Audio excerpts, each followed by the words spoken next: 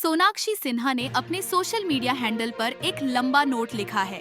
इसके जरिए उन्होंने शक्तिमान फेम मुकेश खन्ना के उस बयान का जवाब दिया जिसमें उन्होंने रामायण में भगवान हनुमान से जुड़े सवाल का जवाब ना देने पर एक्ट्रेस को ट्रोल किया था और उनकी परवरिश पर सवाल खड़े किए थे। सोनाक्षी ने कहा, अगली बार अगर मेरी परवरिश पर सवाल उठाए तो याद रखें, उसी परवरिश के कारण आज मैंने आपको सम्मान से जवाब दिया है।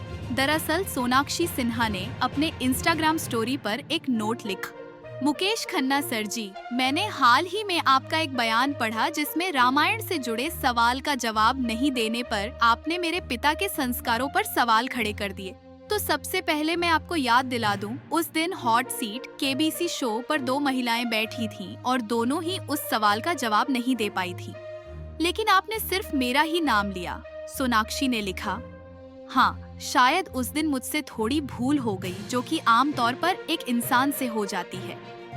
मुझे उस समय याद नहीं आया था कि संजीवनी बूटी किसके लिए लाई गई थी, लेकिन इतना साफ है कि आप भगवान राम द्वारा सिखाए गए माफ करने और भूलने के कुछ पाठ भी भूल गए हैं।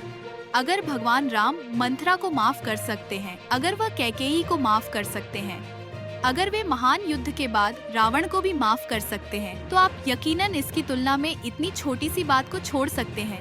वैसे तो मुझे आपकी माफी नहीं चाहिए, लेकिन हाँ, मैं चाहती हूँ कि आप भी इसे भूल जाएं और एक ही बात को बार बार उठाना का कोई फायदा नहीं है। इसे बंद करें ताकि मैं और मेरा परिवार किसी और खबरों का हिस्सा न बने। सोनाक्षी ने आगे लिखा, आखिरी बात, अगर अगली बार आप मेरे पिता या फिर उनकी द्वारा दी गई परवरिश के बारे में कुछ कहते हैं तो याद रखिए कि आज उसी परवरिश की वजह से मैंने आपको रिस्पेक्ट से जवाब दिया है। बता दें, मुकेश खन्ना ने सिद्धार्थ कन्नन से बातचीत में कहा था कि उन्हें लगता है कि आजकल के बच्चों को काफी गाइडेंस की जरूरत है।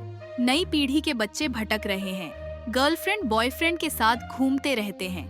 आज के बच्चे इंटरनेट के कारण भटक रहे हैं, उन्हें अपने दादा दादी के नाम भी याद नहीं रहते। एक लड़की को तो ये भी नहीं पता था कि भगवान हनुमान किसके लिए संजीवनी बूटी लाए थे, जबकि वो लड़की शत्रुघ्न सिन्हा की बेटी है।